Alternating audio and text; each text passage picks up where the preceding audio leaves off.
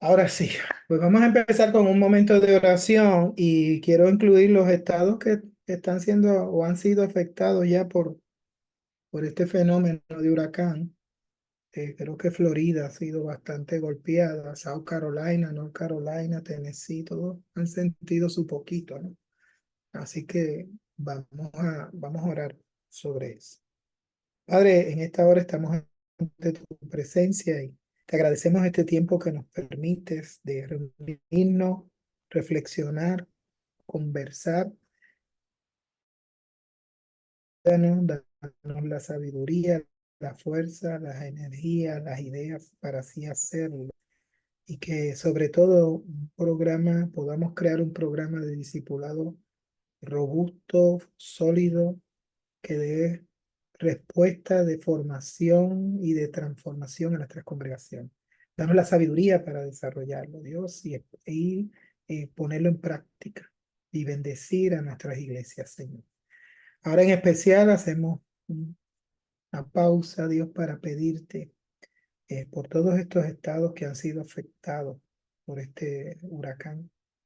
Dale la fuerza a Dios para levantarse, para tener paciencia, para reconstruirse, para en medio de toda la difícil momento puedan agradecerte y bendecir tu nombre y ver tu compañía, tu presencia sosteniéndolo. Te lo suplicamos, Dios, glorifícate, Padre. En especial te pedimos por nuestras iglesias, nuestros pastores, nuestra gente, en medio de todo esto, Padre. Bendícelos de una forma especial. Te lo suplicamos, Padre, en el nombre de Jesús. Amén y amén. Bien, a manera de repaso, la vez pasada estuvimos conversando y la importancia del tema de la persona de Jesús y su mensaje. Como he dicho en algunas ocasiones, si me han oído, pues me han oído, lo voy a repetir. Jesús es el centro de la salvación, pero el centro de su mensaje era el reino de los cielos. Y empezar a asomarnos a eso y desde ahí entender, ¿no? Cómo debemos de enfocar un programa de discipulado. Yo creo que no es algo novedoso. Yo creo que la novedad trataría en reflexionar en lo que ya ha venido ocurriendo. De la forma en que Jesús comenzó su ministerio fue dándose a conocer como Salvador y dando un mensaje del reino de los cielos. Así que no es novedoso, eso es tan antiguo como cuando Jesús empezó su ministerio. Yo creo que la novedad está en rebuscar, examinar cómo estamos atinando ese mensaje. Yo les decía la vez pasada y he compartido con otros pastores en otros foros, y yo les digo, nosotros decimos, pues hay que hablar de Jesús. Ok, ¿qué es Jesús? Los mormones tienen un Jesús. Está el Jesús mormón, ¿no? Y es muy distinto a Jesús nuestro. Decimos, hay que hablar en discipulado de liderazgo. Eso lo hacen las empresas, las compañías. Hay que hablar de finanzas. También los mormones hacen eso y lo hacen muy bien. Ok, hablan muy bien de finanzas. Entonces yo creo que son unos temas importantes, no estoy diciendo que no sean buenos, hay que hablar sobre cómo manejar las emociones, cómo manejar las relaciones familiares, matrimoniales. Todos esos temas son buenos y deben ser parte de un currículo de discipulado, pero el centro, yo creo que del centro de donde debemos partir para todos esos temas es la persona de Jesús y su mensaje.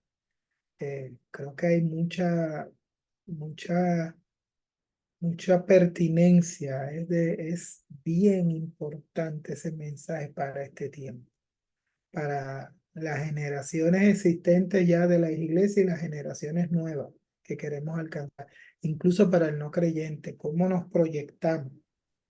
Y eso, pues, hacia eso es que queremos dirigirnos. Ahí está el mero también de allá de California. Mira, Dios te bendiga, brother.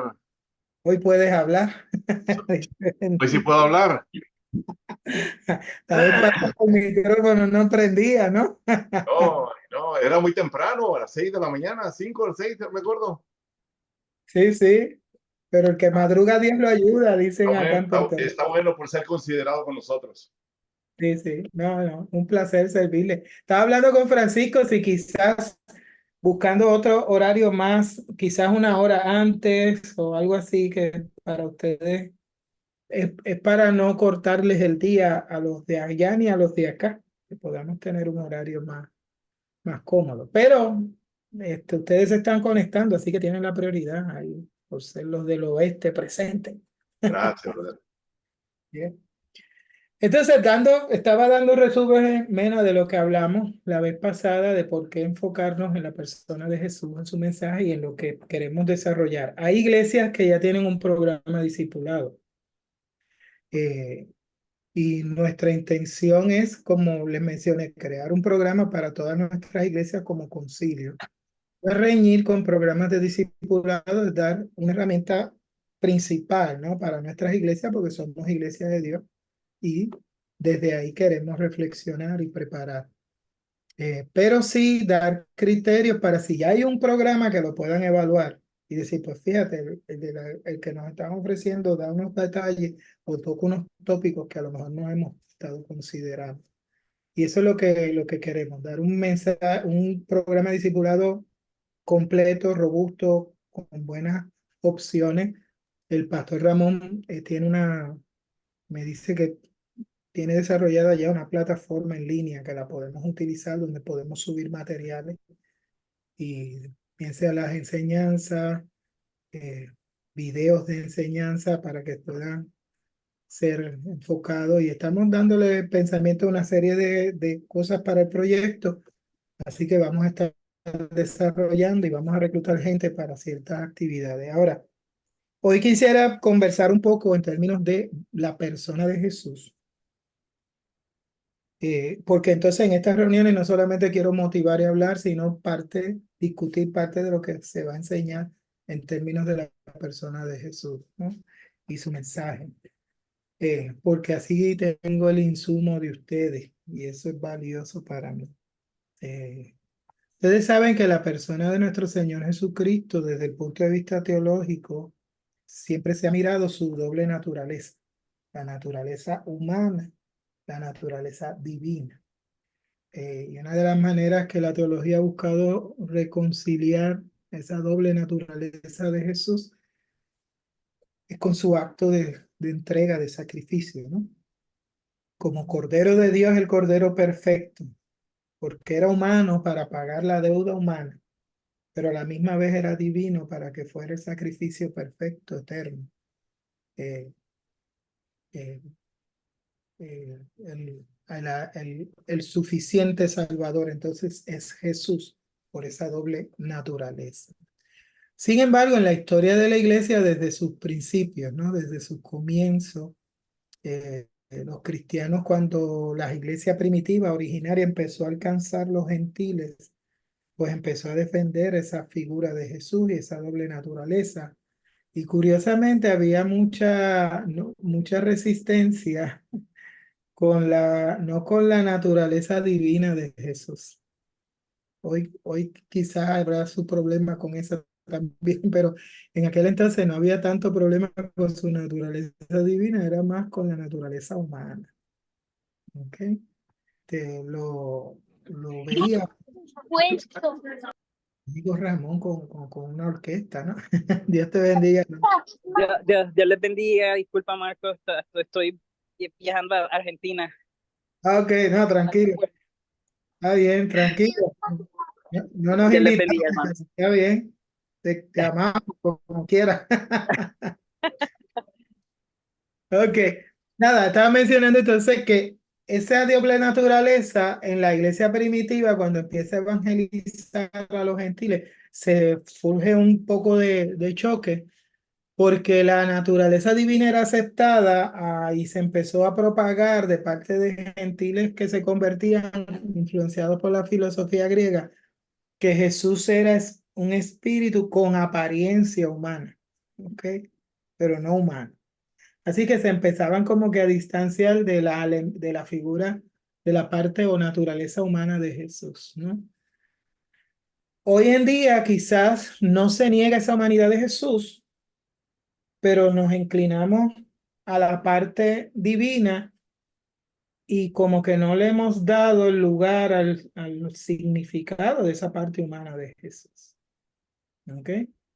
Estamos muy conscientes de que Jesús es Dios, pero ¿qué hizo cuando se encarnó? ¿Cómo ese Dios que se encarna? ¿Qué nos quería promover, enseñar, ¿no? Eh, Hay un texto bíblico que dice que seamos perfectos, ¿verdad? Como nuestro Padre Celestial es perfecto. Y la palabra perfecto en la Biblia es completo, es maduro, algo que está pleno, ¿ok? No es perfecto de no cometer errores, de no fallar, es perfecto de plenitud, de totalidad, de completo, de maduro, ¿ok? Así que pudiéramos mirarlo entonces, sean maduros como vuestro Padre Celestial es completamente maduro, pleno, ¿ok? Y si buscamos más entender el sentido, la propuesta es interesantísima porque Dios, siendo Dios, en ese texto lo que nos están diciendo realmente es, sean tan plenos como humanos, porque nosotros somos humanos, así que sean plenamente humanos o maduramente humanos o perfectamente humanos, como Dios es perfectamente Dios. ¿Ok? Entonces, si lo miramos de esa forma, quiere decir que Dios no le interesa que usted y yo seamos dioses. Dios le interesa que usted y yo seamos humanos. Dios no tiene problema con la humanidad nuestra.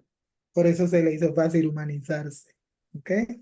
Este, y en ese ser, en ese aspecto de que seamos humanos, que Él sea Dios, quizás alguien puede decirme, no, pero el Salmo 8 dice, no, nos hizo poco menor que un ángel.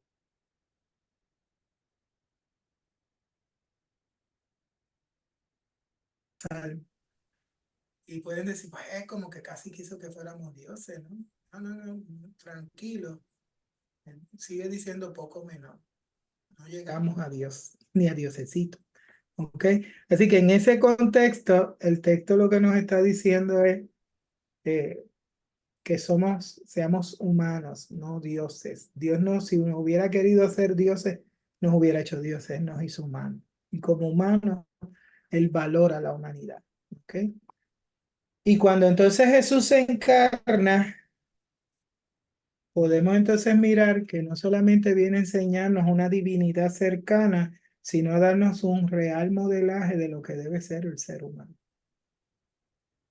Por eso asumió el ser, no escatimó el ser igual a Dios como cosa que aferrarse, sino que dice el texto, se despojó, se vació a sí mismo, para entonces dar paso a ese sentido de humanidad.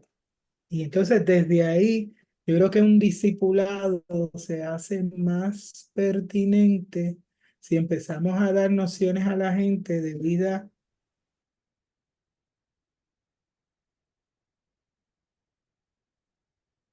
ángeles, querubines, apóstoles, estos profetas y seres superiores, sino seres simples y sencillos, como con los que Dios trató, como los discípulos.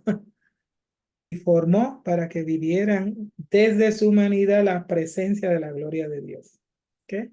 Profeta Joel decía, derramaré mi Espíritu Santo sobre toda carne. Curioso, ¿no? No dice sobre los espirituales, sobre los que casi parezcan dioses, querubines o apóstoles. No, no, sobre toda carne. ¿Okay? Así que te incluye a ti, me incluye a mí, nos incluye a todos. No sé si se está interrumpiendo con la internet. La internet está bien. Si frisa y tengo que repetir algo, por favor me lo dicen, ¿ok? Para que no pierdan el sentido. Entonces, cuando miramos el Evangelio, por ejemplo, de Juan, que dice que el verbo, en el principio era el verbo era con Dios, el verbo era Dios, y el verbo habitó entre nosotros, dice, y se hizo carne. Se hizo humano. Y la palabra carne que utiliza el texto es la carne con el sentido de la fragilidad humana. Así que no solamente Jesús se hizo humano, Se hizo frágil como usted y como yo, se cansaba, le daba hambre, le daba sueño. Vemos un Jesús participando de, de las luchas del ser humano sin pecar, pero enfrentándolas todas como humano. ¿Ok? Y eso nos debe dar una perspectiva en términos de discipulado, porque ¿qué esperamos de la gente cuando queremos que sean espirituales? Que dejen de ser humanos, que dejen de ser personas, que se vuelvan ángeles o superiores, o que desde esa humanidad puedan vivir una relación con Dios. Hasta aquí, preguntas, comentarios, protestas, revelación, misterios que se ven ahora. ¿Qué piensan de eso que les digo?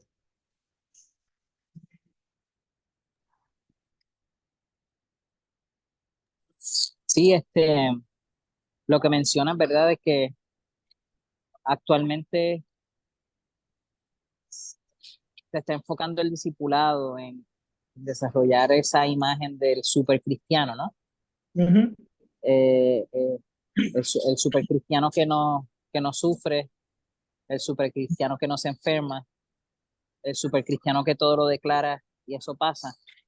ujú, Y es un supercristiano que su relación con Dios siempre está en 100. Y yo creo que eso es un evangelio bien peligroso claro. porque el individuo va a sufrir, el individuo va a tener situaciones sociales adversas Ujú, y si no tiene mecanismos para entender desde una perspectiva bíblica en el que Dios actúa en medio de esas crisis y situaciones, pues la persona se va a fragmentar, ¿no? ujú, Se va a frustrar claro. porque va a decir, Dios no me está ayudando, estoy yo haciendo algo mal. Ujú, Entonces, lo que se enseña es que entonces si no pasan las cosas es porque tú no tienes fe. claro.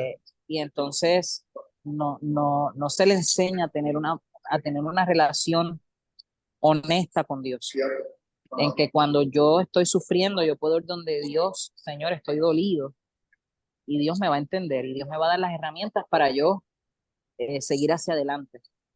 Entonces, el que, eso que estás hablando sobre la humanidad de Jesús, que él no se aferró, ¿verdad? Sino que él abrazó la humanidad cuando Ujú, estuvo, eh, pero algo bien interesante que cuando él habla de la muerte, él ujú, dice, yo pongo mi vida y la vuelvo a tomar. O claro. sea, que él se humaniza, pero a la misma vez nos está diciendo, yo estoy contigo en tu humanidad, pero sigo siendo Dios, aunque me he humanizado, Ujú, soy Dios contigo, soy Dios en tu naturaleza, soy Dios, te entiendo, camino contigo.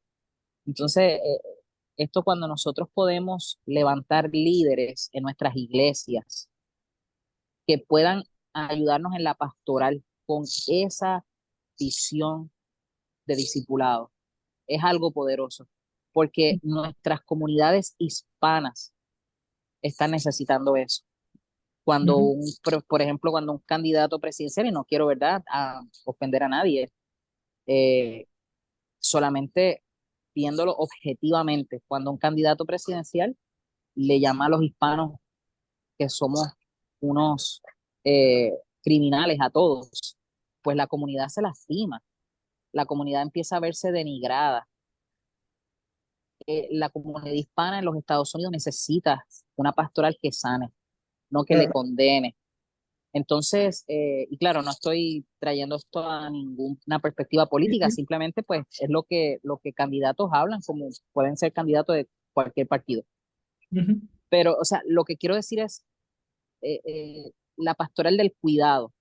Y si tenemos líderes que tienen esa noción, yo creo que como pastores vamos a poder ser más efectivos, porque no vamos a estar apagando tantos fueguitos o tantas situaciones que se dan porque las personas no tienen una y se perspectiva empezó. sana de lo que es el discipulado enfocado en Jesús.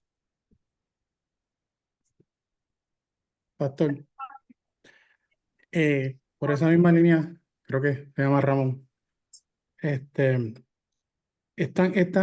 tan fino y tan frágil porque es escuchar a una persona decir, a mí me pasan estas cosas porque pues me airé, dije algo, y entonces ahora estoy metido en este hoyo porque es castigo. Ujú, Y no comprendemos, ¿verdad? Como bien usted menciona, el concepto de la dualidad del aspecto humano y el aspecto espiritual. Entonces yo no puedo pensar que Dios es un Dios que castiga porque hoy me molesté ujú, o ujú, porque en el caso que decía la persona hasta se me salió una mala palabra. Entonces yo no puedo ver, o sea, yo no comprendo a ese Dios, yo no comprendo a ese Jesús. Si lo miro de una forma hablando con esta persona y le decía, pues entonces Jesús, ¿qué pasó cuando vieron las mesas en el templo? ¿Quién no me ujú, dice a mí, ¿verdad? Esto soy yo especulando, no me caigan arriba, vieron las mesas y tal vez no se le salió un ajo y una cebolla, porque era humano. O sea, yo lo ujú, tengo que mirar así. Entonces, el problema, como bien dice, esa línea tan fina, la fragilidad de no poder comprender el personaje, pero su mensaje, pero también su característica que tuvo que vivir humano. Es más, en el momento de la cruz sintió que lo abandonaron. O sea, sintió que estaba solo. Entonces, ujú, esa vida nos pasa a cada uno de nosotros en algún momento de nuestra vida, tanto humano, espiritualmente, como lo veamos. Entonces no puedo dejarle ver a un Jesús que viró las mesas en el templo y que nos... yo trato de hacerme, como pudiéramos decir, visualizar ese momento tan y tan humano que nosotros pudiéramos decir, oh, wow, pero mira, ¿qué le pasa a esa persona? Restrelló el plato, restrelló. Jesús lo hizo. Entonces, a ese concepto no llevamos a la persona a entender el día a día, el por qué entonces las enseñanzas de Jesús eran observaciones a actitudes diarias en una línea bien humana, y de ahí entonces creaba la conexión con el personaje o con la persona antes de llegar y poder decir, ay, tus pecados te son perdonados. Porque tenía que tratar con lo que la persona visualizaba, con lo que la persona estaba pasando. Y vuelvo y repito, lo digo con mucho respeto, ¿verdad? Yo no quiero hacer un Jesús perfecto, pero es que tengo que mirar su lado humano. Viró las mesas en un templo. ujú. Claro, y ahí habría que preguntarse, ¿no? Porque quizás hemos pensado, Jesús no participaría de esas emociones, o es que las emociones realmente no son malas. Quizás lo malo es qué hacemos con las emociones, ¿no? Como dice el texto, que airaos, pero no pequéis. Así que airar no es pecado, es qué hago cuando tengo ira. El resultado de mi emoción, que es algo muy práctico que yo lo hablo anteriormente, yo lo puedo pensar, pero cuando lo que yo pienso llega al corazón y el corazón ejecuta, ya ahí puede haber otro, ¿verdad? Otro tipo de consecuencias, pero mientras lo estoy pensando, soy Claro. humano y el Espíritu Santo y la Biblia a mí me dice, Dios conoce tus pensamientos, ¿verdad? Y te mira y te escudriña. Y conoce tu corazón y lo mira y lo escudriña. Pero cuando entra la ejecución, pues entonces ya hay que trabajar para que el corazón no ejecute. Y yo creo que por eso es que hablamos de este discipulado. ¿Puedo Claro, decir algo, mano? o ejecute, y perdonando, te doy oportunidad ahora, o ejecute, es que quiero cerrar ese punto, me parece interesante, o ejecute de forma adecuada. O sea, yo puedo tener tristeza y la emoción de la tristeza no es mala. Ahora, si yo me aíslo, no quiero ver a nadie, estoy manejando mal la tristeza. Si yo me levanto y digo, déjame hacer algo distinto, estoy manejando mejor la tristeza, ¿no? Entonces, en ese aspecto, Jesús, el Evangelio de Marcos nos deja ver que Jesús experimentó todas las emociones. Las que no menciona ya nos sugiere que las experimentó todas. Y no quiere decir que las mal manejó, simplemente las experimentó y nos está modelando cómo experimentarlas y manejar. Romanos a mí me dice que Él nos dio un regalo, paz para tu mente y para tu corazón. Y Ujú, tengo que pensar eso, que no solo la mente ejecuta o el corazón. O sea, me dio paz Y yo tengo que enseñarle a la gente, discipular ese proceso de que yo necesito tener paz en dos áreas de mi vida. Ujú. Hermano Marcos, ¿puedo comentar algo? Sí, adelante, adelante. Hablando del discipulado, porque yo lo que he visto en los currículos, en los programas, en las iglesias, en mi propia vida, es que cuando hablamos del discipulado, hacemos dos extremos, ¿no? Uno, lo hacemos muy, muy humano. O Ujú, sea, queremos ser tan prácticos que nos vamos al ujú, otro extremo, ¿no? Pero claro, por otro lado, lo hacemos muy espiritual. claro. Entonces, para mí, el hecho de ser un discípulo de Jesús es vivir en esa tensión que vamos a tener hasta que el reino de Dios, de una manera completa, se establezca, ¿no? Porque cuando yo veo al cristiano, lo veo batallando y vamos a batallar siempre, ¿no? Vamos a batallar siempre porque todavía no estamos ahí. Y cuando hablamos de programas, de discipulado, de crecimiento, hablamos de qué le estamos transmitiendo a la gente. Le estamos transmitiendo, a veces los Claro. alienamos, los separamos de la realidad. Ujú, ¿Cómo ujú, enfrentar una crisis, por ejemplo, como cristianos? Tradicionalmente se ujú. nos ha enseñado que el cristiano pues no debe sufrir. El cristiano que está Claro. bien con Dios le debe ir bien en todo, ¿verdad? Y cuando está enfermo, cuando hay una situación así, pues hay una falta de fe, etcétera, etcétera. Entonces Ujú, creo que hacemos esa separación, pero sí veo que vamos a vivir en esa tensión de fe, claro. en esa tensión de fe entre que todavía no estamos completos. Estaba leyendo Corintios cuando dice acerca del cuerpo mortal que tenemos y acerca del cuerpo, así lo dice una versión, inmortal que tendremos. Ujú, Otra versión dice transformados, glorificados. Pero Pablo dice ahí, el cuerpo mortal como ustedes lo tienen, no va a poder entrar en esa dimensión del reino. Entonces yo digo, ¿cómo es posible? ¿Cómo concilio eso? Y está hablando de la resurrección, está hablando de la ujú, resurrección, que nuestros ujú, cuerpos mortales tienen que ser glorificados. ujú, Entonces me habla ahí de que aunque estamos aquí, lo que los teólogos han llamado el aquí, pero el todavía no, que el ujú, reino de Dios está presente, pero todavía no lo vivimos de una manera completa. ujú. Es la tensión en que vivo, es la tensión en la que estoy viviendo como familia, Claro. individual, colectiva, como iglesia. Y obviamente yo creo que ahí entra el factor de fe, ¿sí? Porque la fe, dice la Biblia, es la certeza de lo que se espera, la convicción de lo que no se ve. Ujú, Para mí como cristiano, la fe es lo que me conecta.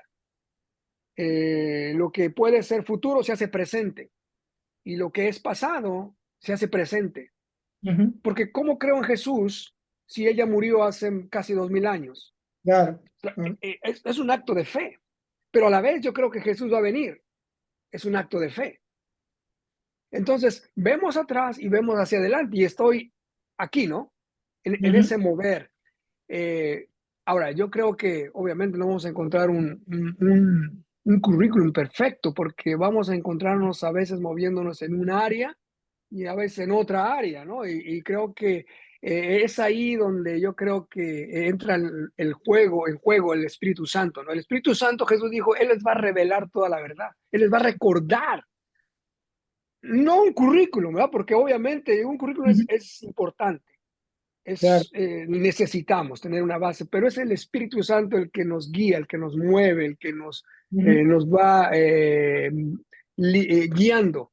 Y yo veo una relación dinámica, ¿no? Una relación dinámica con Dios, una relación con mi realidad y que obviamente, digo, hasta que no estemos con Él, pues nuestra jornada siempre va a ser en ese ir y venir, ¿no? En ese ir y venir. Obviamente estamos madurando, sí, pero no somos perfectos, ¿no?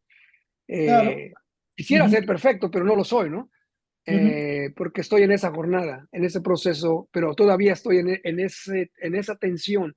Aún, aunque ya seamos hombres de 50, 60, pues todavía estamos luchando, ¿no? Jovencito, Y jovencito. ¿verdad? Pero todavía no tengo las luchas que tenía hace 40 años, pero tengo otras luchas. Tengo otras luchas, ¿no? Claro. Y vivo en esa tensión. No quiero alargarme, pero bueno, esa es mi reflexión. Sí, no, me parece genial lo que estás planteando, lo que han venido trayendo, ¿no? Que es parte de lo que quiero que reflexionemos. Y quizás es eso, ¿no? A veces nos inclinamos a una sola área, a Jesús espiritual, por decirlo así, lo distanciamos de ese Jesús, esa humanidad, y entonces generamos una serie de codificaciones o de creencias que en lugar de ayudarnos a entender más el reino de los cielos, que es tarea para toda la vida y el discipulado, quizás no, esto mismo que estamos, o sea, nos distorsiona, esto mismo que estamos hablando de las emociones. Yo creo que históricamente la iglesia no ha tenido una posición sana hacia las emociones, ¿ok? O sea, cuando teníamos coritos que decían no puede estar triste un corazón que tiene a Cristo, ¿ok? Cuando le decimos a la gente que tienes que estar en el gozo, ¿verdad? Entonces, eh, esas áreas, mira, la realidad es que hay como 150 emociones que no nominamos, no le damos nombre. ¿Por qué?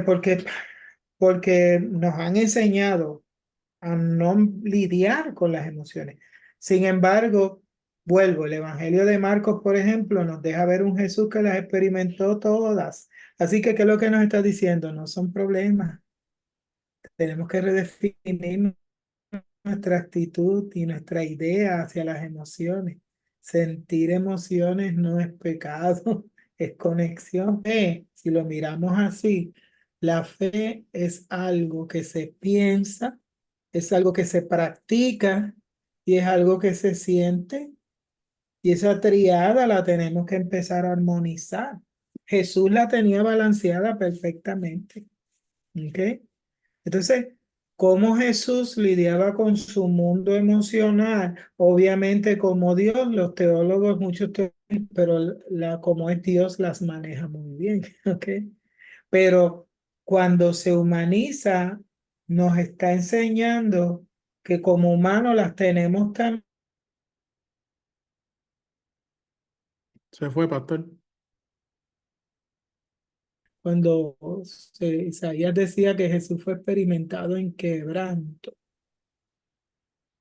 Entonces Jesús nos está enseñando a enfrentar crisis, no evadirlas, no huirlas. Y nos es muy fácil evadir y huir en nuestras emociones, ¿no? En medio de las crisis. Entonces, un Jesús que nos enseña eso, por eso tenemos un Pablo que no tenía problemas con su vulnerabilidad y decía, he aprendido que el poder de Dios se perfecciona en mi debilidad.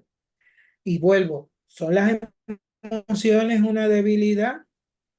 Porque hablamos de la inteligencia del pensamiento, de la razón, ¿no?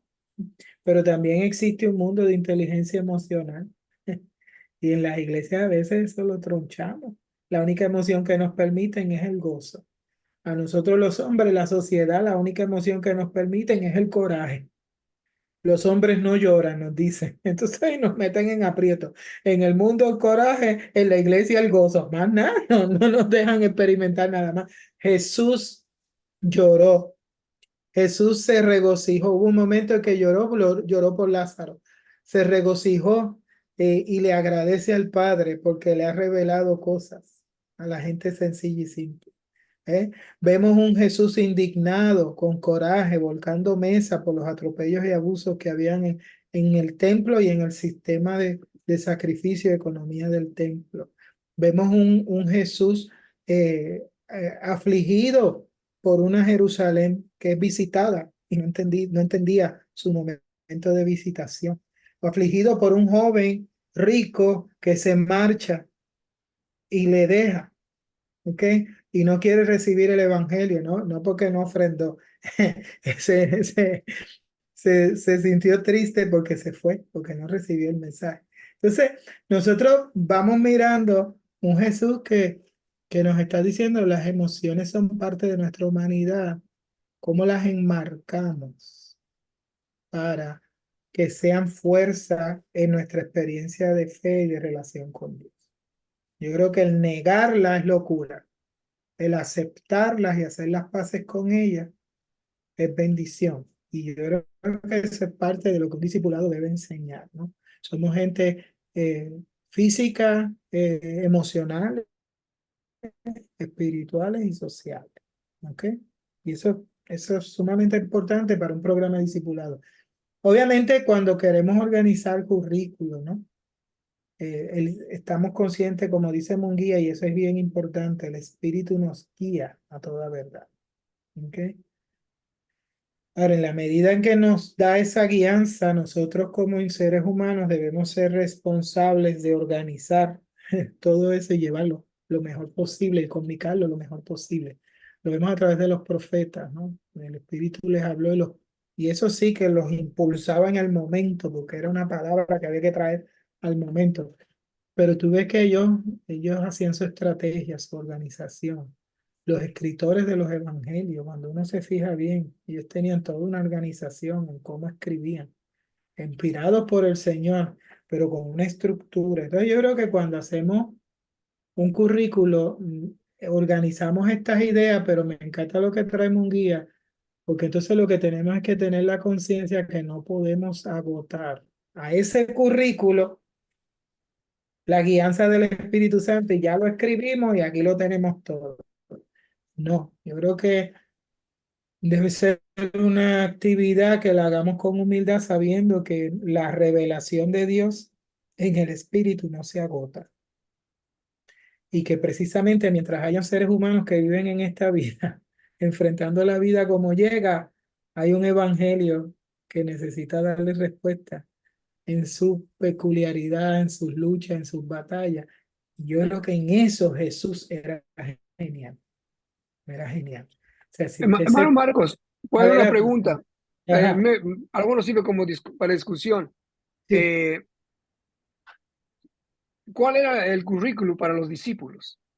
ajá, Eh, Porque hoy día normalmente, ¿verdad? Nosotros como cristianos, y no estoy en contra, ok, ujú, necesitamos tener una guianza, necesitamos saber cómo avanza la gente, cómo crece, pero me pregunto, ¿cómo?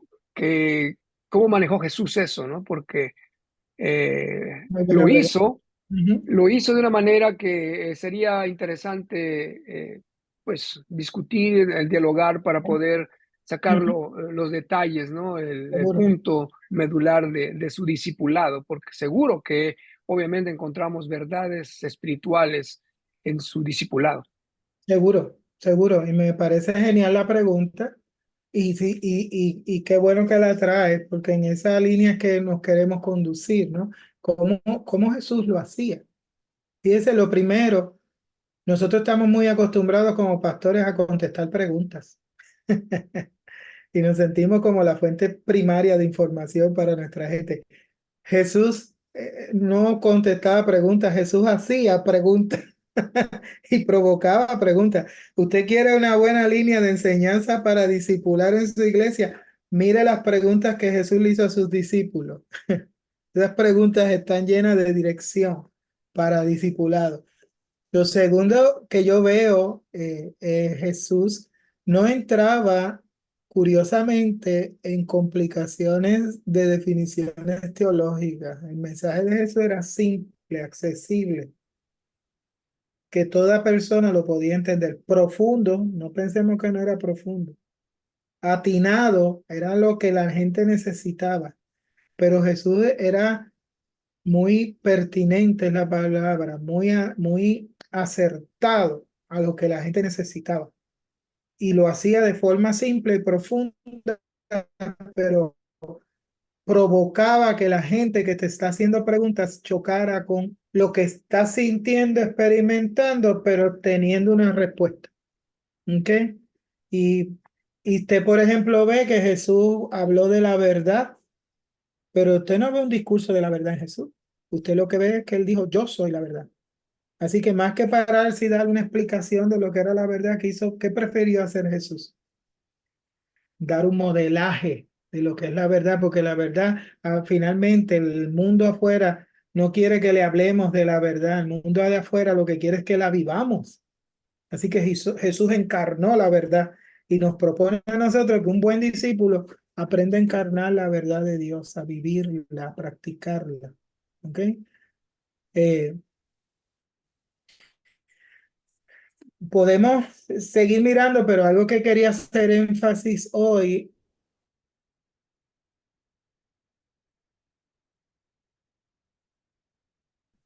estamos muy distanciados hasta aún de la vida de iglesia. Estamos muy distanciados a la gente. Ni siquiera nos conectamos con nuestras emociones. Imagínate con el mundo.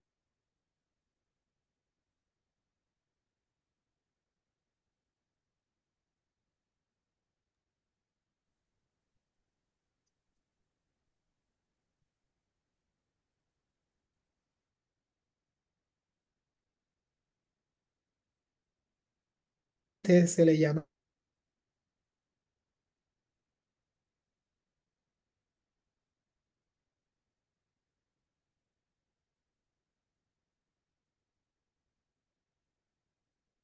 Ok, hermanos míos, pueden decirme dónde se quedaron conmigo antes que viniera el rapto del Zoom y me sacara. Que estamos Sí, sí, desconectados de nuestras emociones. estamos desconectados. Pues qué bueno, oyeron hasta lo último. Estamos desconectados de nuestras emociones, como estamos desconectados o conectados con lo que sufre la gente que alrededor nuestra. Entonces, cuando pensamos en el migrante de nuestro,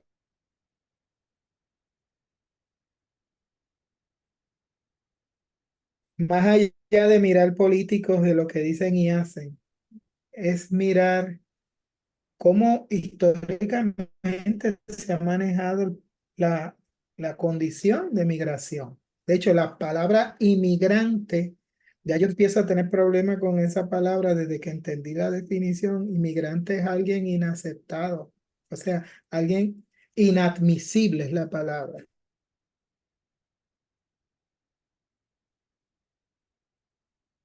Se usa el migrante, alguien que migra, es alguien que se mueve y la naturaleza, por naturaleza, y valga el énfasis, pues mira, migra, las aves migran, los animales migran, ¿ok? Entonces, cuando miramos la migración de nuestra gente, no solo de los hispanos, hay mucha gente que migra por muchas razones, pero la migración particular del hispano, podemos decir que más allá de ser mera migración, es una crisis humanitaria. Se están moviendo, no meramente para ganar dinero, es porque hay hambre, me sigue. Entonces, cuando miramos las leyes que nos declaran ilegales o nos criminalizan por eso, pues entonces ahí como iglesia tenemos que levantarnos la pregunta, ¿vamos a estar de acuerdo con esas leyes? O vamos a decir, oye, no puedes revisar estas leyes porque básicamente esta gente no es criminal, esta gente tiene hambre. ¿Ok? Esta gente está luchando por sobrevivir. Y nosotros como iglesia tenemos que entonces tener una teología y una ética que restaure, que dé dirección, que acompañe. Porque si vamos a ver, nuestro Señor Jesucristo fue un migrante en un momento histórico de su vida, cuando más vulnerable estaba, cuando niño, y tuvo que emigrar por la locura de Herodes, el gobernante, que se sentía amenazado y quería matar. ¿Ok? Entonces, si alguien entiende el corazón del migrante, es nuestro Señor Jesucristo. ¿Cómo hacemos una que atienda necesidades? Un discipulado que enseñe, no solamente que dé ayuda a esta gente, sino que la iglesia sea una persona, un cuerpo, perdón, que sea muy sensible a estas cosas. Y entonces nos damos cuenta de lo complejo del discipulado. No es meramente desarrollar líderes. ¿Líderes para qué? Para que hagan buenas actividades en nuestra iglesia, en nuestro programa de iglesia, para que tengan iniciativas y hagan buenos programas. líderes para que sean transformacionales en medio de la sociedad, para que identifiquen la necesidad del que está enfermo, del que está cautivo, del que está afligido y puedan darle una respuesta desde el Evangelio. ¿Cómo empezamos a construir iglesias que sirvan? No que sean buenos cantantes y adoradores, que todo eso yo me lo disfruto cuando estoy en un culto de buena música. Pero más allá, eso no es solo adoración, la adoración es lo que hacemos fuera, ¿no? Entonces vemos un Jesús totalmente conectado con el diario de la gente. Jesús sabía lo que era gente desempleada en las plazas esperando que alguien les diera trabajo. Jesús sabía lo que era la conducta que debía ser apropiada cuando uno era invitado a algún lugar. ¿Ok? Jesús sabía cómo era la lucha de una mujer que se le perdía la única moneda que tenía y tenía que bajar la casa para encontrarla. Cómo era la lucha de un pastor que se le perdió una oveja o un padre que su hijo se fue de vagabundo y lo venía a recibir. O sea, usted ve un Jesús conectado con el diario de la gente y desde ahí invitaba a la reflexión, el acercamiento a Dios. ¿Ok? Y en ese aspecto, perfecto, Francisco, Dios te bendiga, gracias por estar con nosotros. En ese aspecto, ¿cómo entonces nos vamos moviendo y dirigiendo a un Jesús, según Jesús estaba conectado con el diario vivir de la gente? Nosotros como iglesia tenemos que hacernos esa pregunta, nuestros programas, nuestra gente, ¿las enseñamos, las adiestramos para que se conecten? ¿O el mensaje es, no, esos son mundanos? Yo recuerdo en una ocasión, nosotros estábamos en un pasadía en nuestro Puerto Rico y fue un grupo de iglesia, entonces nos sentamos en una esquinita en el lugar donde estábamos y ya habíamos llevado instrumentos y comenzamos a cantar cánticos espirituales y a pasar un tiempo bonito, ¿no?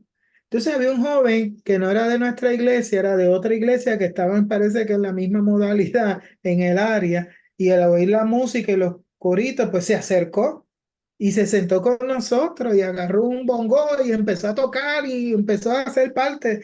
De momento viene otro hermanito de la iglesia de él y lo llama. Y fue bien gracioso porque lo llama aparte y él se pone todo como que confuso, ¿no? Y se acerca para atrás y dice, mire, disculpe, pero es que yo soy nuevo en mi iglesia y el pastor manda a decir que no debo de estar con otra gente que no sean los de la iglesia. Y éramos cristianos, ¿ok? Entonces, ¿qué mensaje le enseñamos a nuestra gente? No te juntes, no te acerques, aíslate, te contaminas.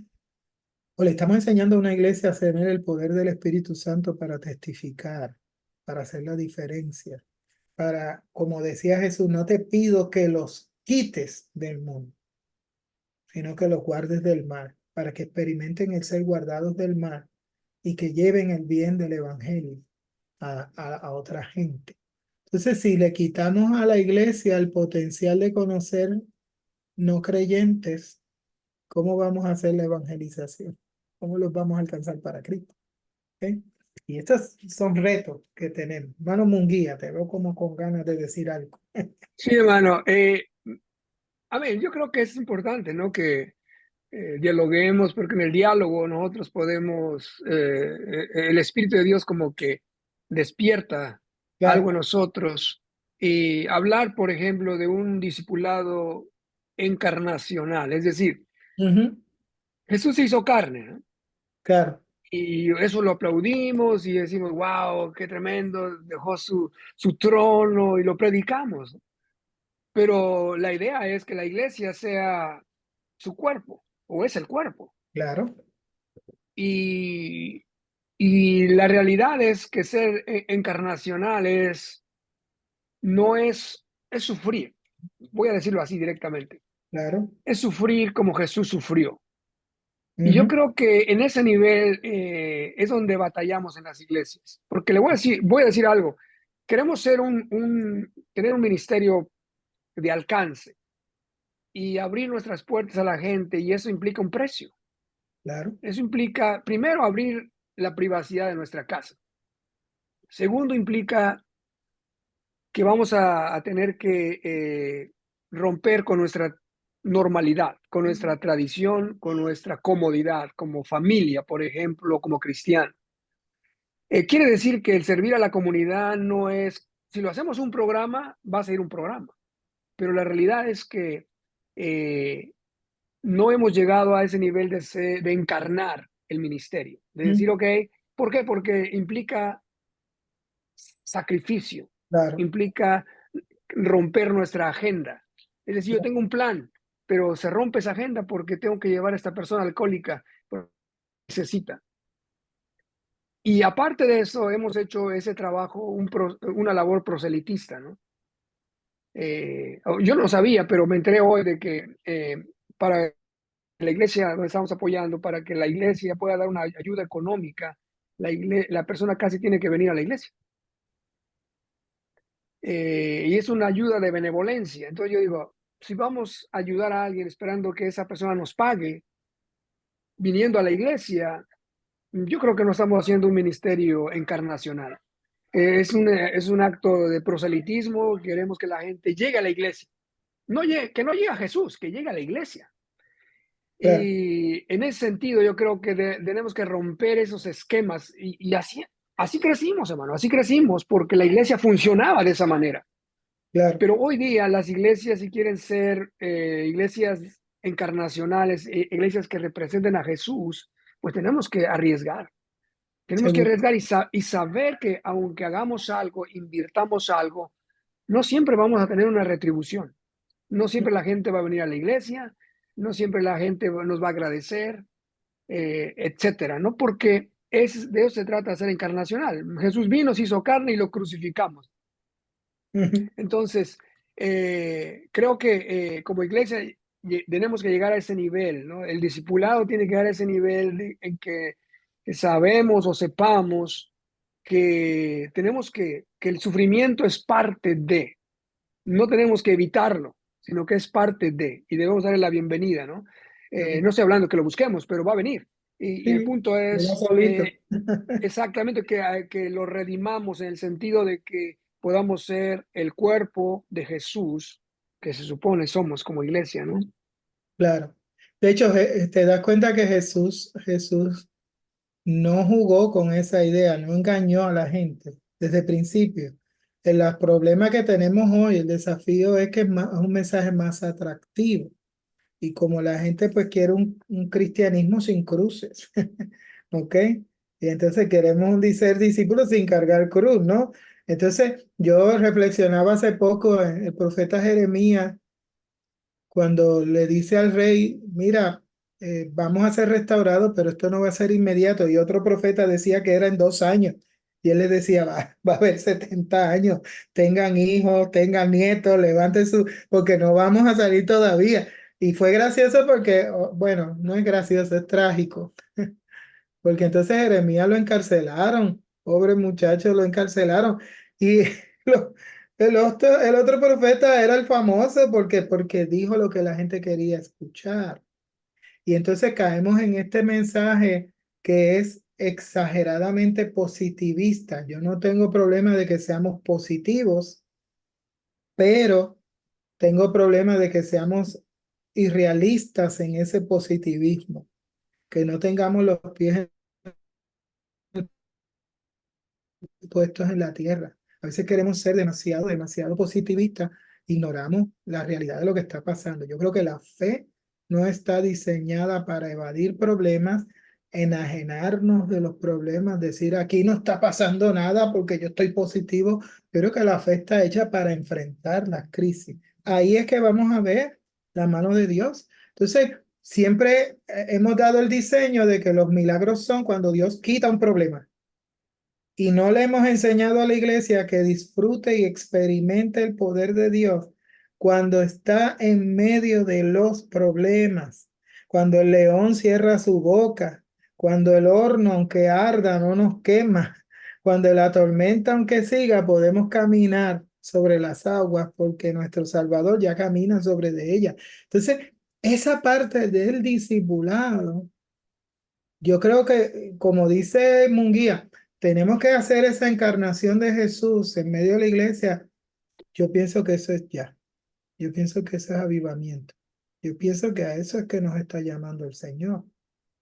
¿Ok? Si nos damos el giro en el discipulado, y por eso es lo valioso de vuelvo, reflexionar desde la persona de Jesús y su mensaje, nos va a dar mucha dirección en qué debemos seguir haciendo del discipulado, porque no creo que todo esté mal, hay unas cosas muy buenas, pero qué cosas nos faltan o qué reenfoques tenemos que hacer. ¿Ok? Y eso creo que es sumamente importante. ¿Ok? Eh, Ramón, estás hablando, no sé si eres. Sí, quería solamente hacer eco de lo que nos comparte Israel en el discipulado encarnacional, porque pues estamos explorando y este conversatorio lo que estamos es viendo qué podemos nosotros implementar en nuestras iglesias, ¿no? Y yo creo que el salir del modelo tradicional, de que el discipulado se ve como unas clases, y el adentrarnos a un discipulado encarnacional, me parece, y gracias por compartir esto, Israel, porque creo que por ahí, ¿verdad? Se puede ver una luz Ujú. y una guianza del Espíritu Santo, porque realmente eso es lo que necesitamos, encarnar. Sí. Somos el cuerpo de Cristo y llevar a nuestras congregaciones a que podamos encarnar el cuerpo de Jesucristo. Entonces, creo que salir de esa, o sea, como líderes, cuando vemos un discipulado, ¿qué vemos? Vemos una mesa con 5, 6, 7 personas alrededor, con la Biblia abierta y un manual y llenando los blancos, o vemos una experiencia de encarnación, donde esas personas están teniendo una experiencia de transformación para como consecuencia encarnar el cuerpo de Cristo. Entonces ¿No? yo creo que si estamos buscando algún modelo, ¿verdad? Por definir algo, creo que por ahí hay algo interesante que podríamos Sí, explorar. sí, seguro. De hecho, también Ramón y Munguía y los hermanos, y saludo a Carola y a Sergio, qué bueno que están con nosotros. Bendiciones. Algo que tenemos que ver es un estilo de vida, es un estilo de vida. No podemos eh, verlo de otra forma. Discipulado, discipulador. Soy discípulo, discipulador. Y eso es un estilo de vida para toda la vida. Entonces, verlo desde esa manera. Yo he tenido muchos grupos de discipulados, unos bien formales en la iglesia, donde cito los hermanos y les doy un discipulado, otros bien informales. Y aquí voy a traer algo interesante que nos lleva a pensar como fuera de la caja, ¿no? Con inconversos, con gente no creyente. Yo trabajaba en una fábrica que yo empecé con amistad, hablándole de todo a la gente y de momento pues siempre le traía una enseñanza de lo que Jesús decía. ¿Ok? Y cuando llegaba la hora del almuerzo, yo me sentaba a comer en un lugar que teníamos, un área en la fábrica, y al lado se me sentaba un inconverso, al otro lado también, y tres al frente. Estaba rodeado de ellos. Y ellos me decían, dale Marco, ¿qué nos vas a hablar hoy de Jesús? Y yo, imagínese decirle a un pastor que le hable de eso, yo no le iba a decir. Entonces, yo siempre buscaba tenerles una enseñanza, algo práctico y algo con lo que ellos empezaran a identificar con la cercanía del Dios Salvador a sus vidas. Yo tenía otros compañeros de trabajo que a veces hasta me criticaban, decían, ah, Marco, tú te pasas con no creyentes. Y yo le digo, eso es lo que hacía Jesús. ¿No? Eso es lo que tienen necesidad. Jesús se pasaba con eso. Entonces, ¿cómo nosotros entonces hacemos un estilo de vida? Yo a veces invitaba hermanos a la iglesia a hacer algún trabajo y entonces siempre venía, yo esperaba que, porque vamos, pues si yo invito a que fuéramos a comer, alguna actividad de celebración, se llena el lugar. Pero cuando les digo, hermano, necesitamos pintar el santuario, pueden venir, pues siempre muchos son los llamados y pocos los escogidos, ¿no? Pero era bien curioso porque siempre venía alguno que me decía, pastor, pero tanta gente y ¿por qué a este momento vienen pocos? ¿Ah?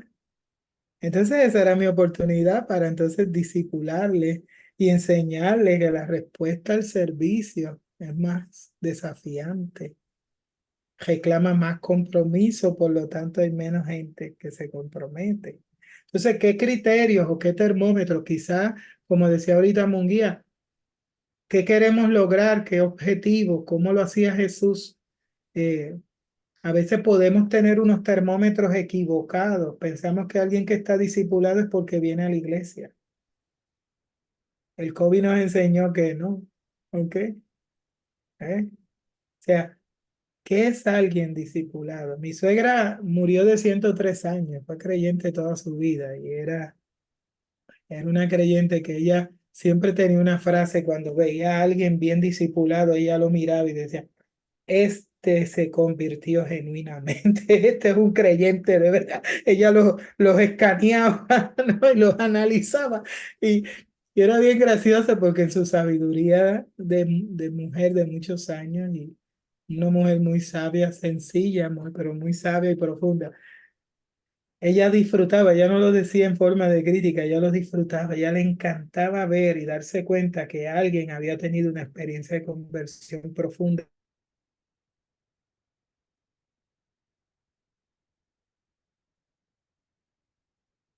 Casado el oso. ¿Ok? Y en ese aspecto yo creo que este tipo de reflexión que estamos realizando nos afirma en lo que estamos desarrollando, nos da dirección y nos facilita, ¿no? El seguir adelante en este tema. ¿Ok? ¿Alguna pregunta, algún comentario adicional que quieran traer al respecto? Hermano, solamente mi comentario final sobre esta zona, esta área de discusiones. Aquí en el punto que no nos gusta tocar, que todo eso se oye muy bonito, encarnacional, misional, etcétera, pero eso no empieza si no es a través de nosotros. Oh, claro. Es decir, si yo como pastor, como líder, estoy recluido en mi oficina 7 días a la semana y salgo solamente 2 horas cuando predico, entonces Claro. eh, no va a suceder. Ujú. No va a suceder lo que estamos hablando. Esto es muy bonito, es muy lindo, pero la realidad, hermano, es que hemos crecido en esa manera de hacer el ministerio. Ujú. Y de tal manera que, por ejemplo, el domingo es como el clímax. Tenemos que presentar el mejor sermón. Claro. Y eso nos lleva horas, hermano, para Ujú. estudiar, para preparar. Y yo crecí en esa escuela, o sea, yo sé de lo que estoy hablando, ¿no? Ujú. Ujú. Cuando estamos tan recluidos, pues no espero que mi hermano me imite, ¿verdad? Porque si me Claro. imita va a hacer lo mismo exactamente que estoy haciendo. Y creo yo que a mí me ha ayudado mucho el ser bivocacional, Ujú. porque me ha permitido mover y me gusta y a la vez tiene sus inconveniencias porque no puedes ir a Claro. convenciones, no puedes salir tan libremente. ¿Por qué? Porque tienes un trabajo. Pero mi Ujú. punto es, si un cambio va a suceder, tiene que suceder primero nosotros Seguro. como líderes, como siervos de Dios, y tenemos que sopesarlo, ¿no? Es decir, ok, estoy dispuesto a ir a ese nivel de ministerio encarnacional, Ujú. porque es un estereotipo, es un esquema que no he trabajado y que tengo que aventurarme a ir ahí, ¿no? Digo esto porque lo digo por mí mismo, no por Ujú. ustedes sino porque simplemente eso involucra salir de mi status quo, ¿no? De mi Claro. manera de ver la vida normal y comodidad, etcétera. A mí me encanta estar aquí, mano, donde estoy, ¿no? Están mis libros, veo algo, tengo la computadora, tengo online, en fin, ¿no? Pero la batalla está allá, ¿no? Claro. Sí, el mundo está ahí, en la escuela donde yo estoy, en la calle, el vecino que de pronto está golpeando a su mujer o que la mujer, yo les puedo contar historias, ¿no? Pero mi punto de vista, ustedes saben sus historias. Claro. Claro. Eh, Pierdo una noche de dormir, hermano, por ayudar al vecino, ¿no? Claro. Y yo digo, ni va a ir, y lo que pienso, pero ni va a ir a la Y iglesia, va a ir a la iglesia, seguro. y Sí, ni sí. va a buscar a Dios, ¿no? Entonces, ¿para qué lo hago? Así pensamos, así pienso Ujú. yo, en mi humanidad es lo que pienso. Y Claro. digo, pero ¿Jesús lo haría o no lo haría? Entonces, Sí, ese tipo de cambio empieza con nosotros. claro. Encarnar, ser misionales, ser apostólicos en el sentido estricto y correcto de la palabra, ser enviados, ¿no? Para que Ujú, el mundo pueda conocer a un Jesús que todavía no conoce. claro.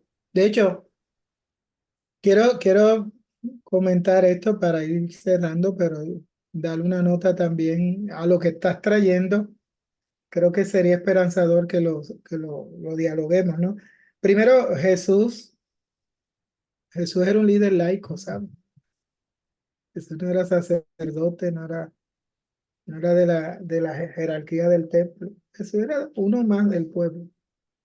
Ahora, no quiere decir que ahora vamos a renunciar a nuestros pastorados. No, no. Yo creo que es esa parte, ¿no? Se han mirado estudios, se han hecho estudios del pastor full time y del pastor de a tiempo parcial, ¿no? El pastor que está a tiempo completo, el pastor a tiempo parcial.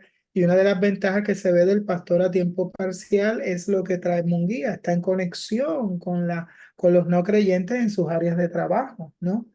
Así que puede conectar personas no creyentes y atraerlos a la iglesia, que el que está full time puede perder en su trabajo de oficina y desconectarse sin darse cuenta. Ahora, para mí lo esperanzador es que si hacemos esa propuesta de conectarnos al diario como lo hacía Jesús, posiblemente lo hemos hecho.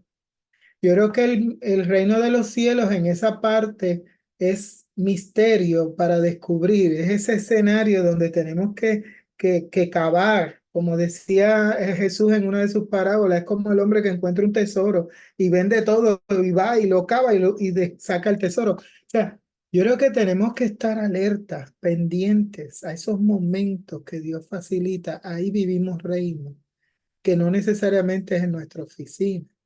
A veces en los intercambios de conversaciones casuales, en el diario, con gente que nos encontramos. Yo, por ejemplo, voy a comprar algo en Home Depot y me bajo de mi carro y voy caminando hacia Home Depot y al lado me acuerdo va una pareja de señores hablando y yo termino metido en la conversación con ellos y entramos a Home Depot como si hubiéramos estado llegando juntos.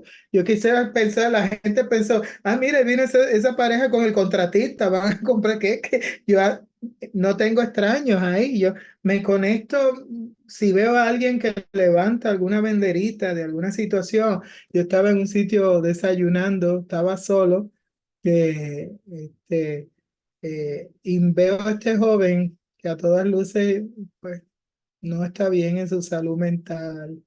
Lo veo caminando, moviéndose, pidió, comió y desayunó, pero yo sé que no tiene dinero. Entonces, en una, la muchacha le trae, la joven le trae el ticket y le dice "Es tanto, ¿no?" Y él conecta con mi mirada y yo lo miro y le digo, no tienes dinero, ¿verdad? Y él cuando ve que yo le digo eso, se me acerca y me da la mano. Y yo le digo, veo que no tienes, me da la impresión que no tienes dinero para pagar tu cuenta, ¿verdad? Y me dice, no, es que saqué la cuenta mal, me dice, y tengo muchos problemas. Y yo le digo, ¿qué tal si te invito y yo pago la cuenta? Tráeme el recibo de él. Entonces me la dio. Esos momentos, mis hermanos, y no lo digo para vanagloria, lo digo como detalles que podemos intervenir. El pastor Nicolás López me contó recientemente en una de las clases que damos para la CBT. Él nos decía que en una ocasión en una iglesia una persona llegó pidiendo apoyo para una familia que no tenía compra. Y la iglesia le dijo, mira, no queremos hacer eso porque la gente después se malacostumbra y quieren llegar a pedir dinero. Así que no le dieron apoyo. Pues el hombre se fue a una cantina cerca y allí en la cantina comentó nada más de que había una familia con problemas y que él estaba pensando ver si podía. Dice que inmediatamente todos los que estaban allí empezaron a darle dinero. Entonces yo me pregunto dónde se manifestó el reino de los cielos. Porque tuvo hambre y lo diste de comer, tuvo sed, le diste de beber. Tuvo enfermo, lo visitaste, estuvo preso. Entonces, ¿Cómo enseñamos a la iglesia a vivir un estilo de vida de discipulado encarnado donde nos conectamos y llegamos a la gente? Que no es ministerio del pastor. Nosotros los preparamos para que hagan ministerio, como dice Efesios, para perfeccionarlos para la obra del ministerio. Yo creo que la madurez es esa, que encarnen a Jesús. Jesús nos desafía porque el modelo de él nos pone en déficit. Nunca lo vamos a lograr, pero a la misma vez retante. Usted se puede frustrar por eso y decir, bueno, no voy a llegar a ser Jesús jamás, así que no lo busco. No, no. O puede ser una aventura de seguir aprendiendo de él y como es inagotable la fuente de vida, seguir obteniendo vida de esa forma. Yo creo, mis amados, que hacia eso es que nos queremos mover. Parte de lo que estoy haciendo con ustedes en esta reflexión, además de aprender de ustedes, enriquecer el material que tenemos, es poder diseñar. Yo sé que algunos de ustedes ya tienen unos programas. El pastor Sergio me envió un material que no lo he podido mirar, pero lo tengo ahí para examinarlo y entonces ver cómo hacemos, vuelvo, un programa robusto de discipulado partiendo de la persona de Jesús y su mensaje. Nada, mis hermanos, yo sé que hay muchas cosas para hacer, mucho tiempo que ustedes tienen tarea, no les quiero consumir más tiempo, pero sí me gustaría terminar con otro momento de oración, sabiendo que Dios está con nosotros animando su reino, provocando estas inquietudes, confrontándonos con lo que hacemos y no tenemos mala intención, pero a lo mejor nos gastamos en algo que no es donde Dios nos quiere que nos gastemos y nos está invitando pacientemente a que nos movamos a otras estrategias. Y yo creo que las tenemos que empezar a hacer, punto. Y Dios nos va a ayudar en eso. Así que, ¿qué tal si nos despedimos en oración? Pastor Sergio, nos despide en oración, por favor.